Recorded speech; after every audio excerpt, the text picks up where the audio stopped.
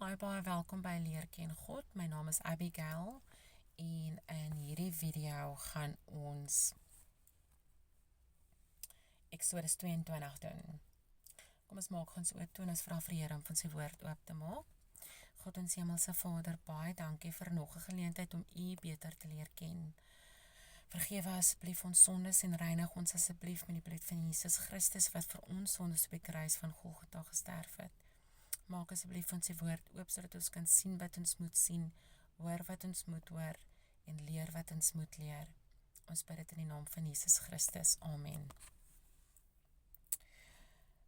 Exodus 22, wette oor die eiendom van die naaste. As iemand 'n bees of 'n stuk klein vee steel en dit slag of verkoop, moet hy 5 beeste vir 'n bees vergoed en 4 stuks klein vee vir 'n stuk klein vee. As 'n dief betrap word, terwyl hy inbreek en hy word geslaan sodat hy sterwe, sal daardeur geen bloedskuld ontstaan nie. As die son oor hom opgegaan het, ontstaan daardeur bloedskuld. Hy moet in volle vergoeding gee. As hy niks het nie, moet hy vir sy diefstal verkoop word. Ek wil net gou weer lees, vers 2. As 'n dief betrap word, terwyl hy inbreek en hy word geslaan sodat hy sterwe, sal daardeur geen bloedskuld ontstaan nie. As die son oor hom opgegaan het, ontstaan daardeur bloedskuld. Hy moet in volle vergoeding gee. As hy niks het nie, moet hy vir sy diefstal verkoop word. Dit maak sin. Vers 4. As die gesteelde goed, of dit 'n bees, 'n esel of 'n stuk klein vee nog lewendig in sy besit gevind word, moet hy dubbel vergoeding gee. As iemand 'n stuk veld of 'n wingerd laat uitwy en sy vee vry laat loop, sodat dit in die veld van 'n ander wy, moet hy van die beeste van sy veld en die beeste van sy wingerd as vergoeding gee. As 'n vuur uitbreek en die dorings vat, sodat 'n miet of die ongesnyde graan of die veld verteer word, moet hy wat die vuur aan die brand gesteek het en volle vergoeding gee. As iemand aan sy naaste geld of goed in bewaring gee en dit word uit die man se huis gesteel, moet die dief, as hy uitgevind word, dubbel vergoeding gee. Daai maak alles sin. Vers 8. As die dief nie uitgevind word nie, moet die eienaar van die huis na die owerhede gaan om te beslis of hy nie sy hand na sy naaste se goed uitgesteek het nie. By alle sake van onvreemding, of dit gaan oor 'n bees, oor 'n esel, oor kleinvee, oor klere of oor enige iets wat verlore is, waarvan iemand sê dit is myne, moet die saak van albei voor die owerhede kom. Die een wat die owerhede skuldig verklaar, moet aan sy naaste dubbel vergoeding gee. As iemand aan sy naaste 'n esel of 'n bees of 'n stuk kleinvee of enige dier gee om op te pas en dit gaan dood of kry 'n ongeluk of word weggevoer sonder dat iemand dit sien, dan moet die eed by die Here tussen hulle twee beslis of hy nie sy hand na sy naaste se goed uitgesteek het nie, en die eienaar moet daarmee tevrede wees, en die ander hoef geen vergoeding te gee nie. Ek lees net gou weer vers 10. As iemand aan sy naaste 'n esel of 'n bees of 'n stuk klein vee of enige dier gee om op te pas. So as ek nou vir Sari sê, Sari, pas asseblief my esel of my bees of my klein vee op, en dit gaan dood of kry 'n ongeluk of word weggevoer sonder dat iemand dit sien, dan moet die eed by die Here tussen hulle twee beslis of hy nie sy hand na sy naaste se goed. Ek verstaan nou. En die eienaar moet, so Sari moet dan tevrede wees, en die ander hoef geen vergoeding te gee nie. Dan moet die eed by die Here tussen hulle twee beslis of hy nie sy hand na sy naaste se goed uitgesteek het nie, en die eienaar, dan moet ek daarmee tevrede wees, en die ander hoef geen vergoeding te gee nie, hoef Sari nie vir my vergoeding te gee nie. So basically pas jou eie goed op, dis wat hulle sê. Vers 13. As dit verskeur is, moet hy dit as bewys bring. Wat verskeur is, hoef hy nie te vergoed nie. en as iemand van sy naaste iets te leen vra, en dit kry 'n ongeluk of gaan dood terwyl die eienaar daar nie by is nie, moet hy ten volle vergoeding gee. Dit maak sin. As die eienaar daarby gewees het, hoef hy nie vergoeding te gee nie. As dit gehuur was, kom die huurgeld daarvoor. As iemand 'n jong meisie wat nie verloof is nie, verlei en met haar gemeenskap het, moet hy haar vir die volle huweliksprys as sy vrou koop. Okay. As haar vader beslis weier om haar aan hom te gee, moet hy geld gee volgens die huweliksprys vir jong meisies. Die towerheks mag jy nie laat lewe nie. Ek weet nie wat so towerheks nie. Ek weet nie hoekom praat hulle hier van towerhekse nie. Dis nou Exodus 22 vers 18. Die towerheks mag jy nie laat lewe nie. Die towerheks. Ek wil net gaan ietsie kyk. Deuteronomium 18.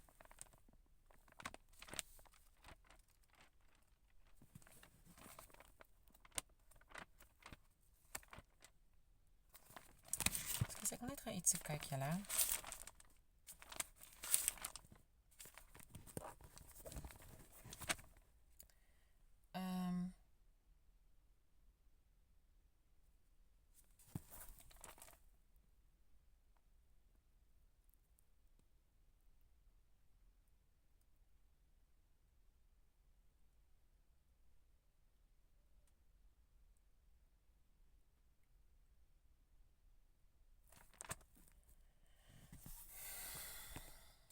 Towerheks.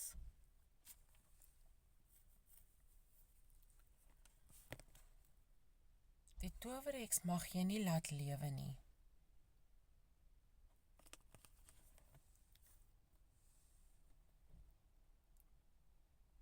Die towerheks mag jy nie laat lewe nie. Ek neem aan, heks is 'n vrou, so ek neem aan dit is vrouens wat toer. Okay. Vers 19.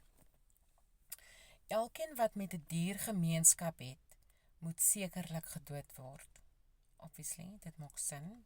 Jy kan nie sulke goed doen nie. Vers 20. Hy wat aan gode offer, behalwe aan die Here alleen, moet met die banvloek getref word. Nou, ek weet nie wat die banvloek nie. Ek wil net gaan ietsie kyk, Deuteronomium 13 vers 1. Deuteronomium 13 vers 1.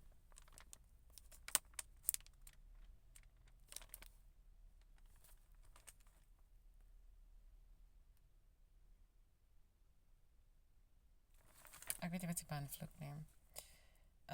Ek het geen idee. As julle weet wat die banvloek, ek is seker van as 'n mens die Bybel verder lees, gaan ons agterkom of lees wat is die banvloek. Maar as julle weet wat die banvloek, sit dit asseblief in die comments, laat ons kan saam met jou leer. Want, ja.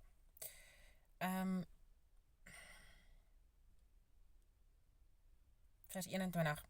Jy mag ook die vreemdeling nie kwel of hom verdruk nie, want julle was vreemdelinge in Egipte land. Dit maak sin, hè.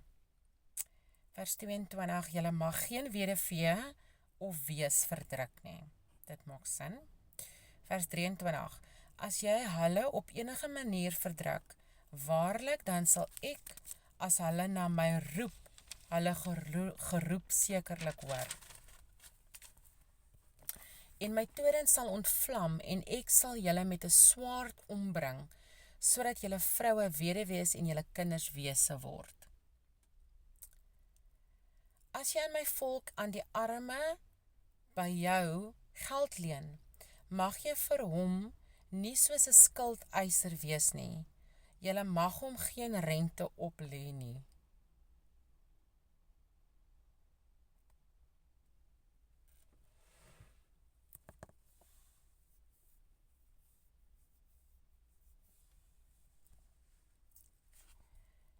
Ek smile nou, want ek het 'n paar jaar terug vir mense geld geleen en hulle het regtig gesukkel en elke keer dan sal R200 leen of R300 en dan leen ek want ek het die geld gehad daarvoor en dan gaan 'n paar maande verby en dan hulle gee nooit die geld terug nie en dan leen hulle weer geld en dan gee ek maar weer geld want ek het die geld gehad en ek het nooit die geld teruggevra nie.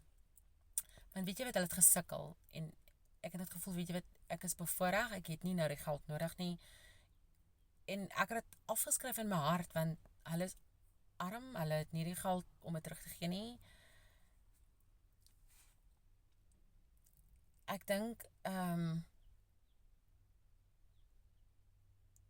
dit is ietsie baie mooi wat die Bybel sê. Dis ietsie baie mooi. Dis 'n baie mooi wet wat God ingebring het. As jy vir arme mense geld leen en jy kan dit bekostig, gee die geld vir die mense. Okay. So 25 vers Exodus 22 vers 25. As jy aan my volk, aan die arme by jou geld leen, mag jy vir hom nie soos 'n skuldeiser wees nie.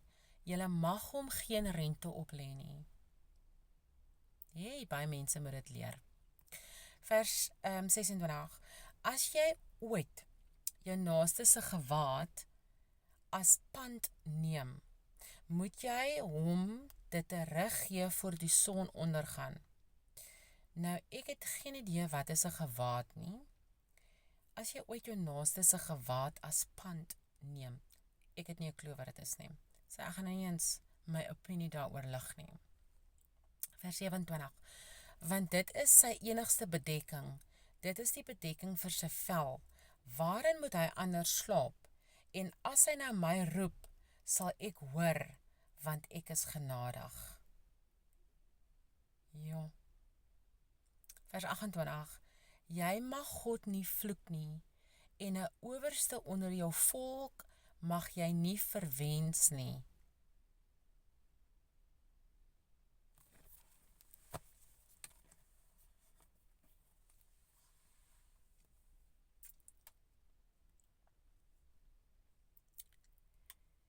Ek stop nou by verwens. Want weet jy hoe maklik is dit om iemand anders te verwens? Weet jy, beny is die ander woord, as jy, ag ek beny jou. Ag ek is sommer jaloers op jou hare of op jou nuwe kar. En dan baie keer is dit jou intensie om die mense te verwens en dan verwens jy hulle nie. Mens moet baie bidend bly.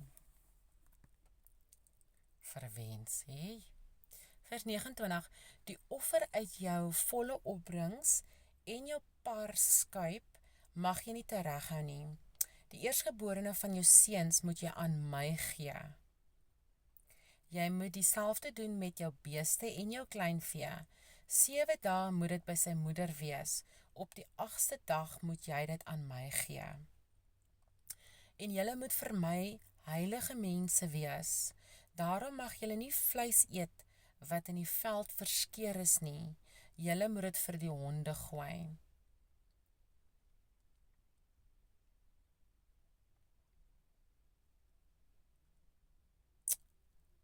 En dit is die laaste vers van Exodus 22.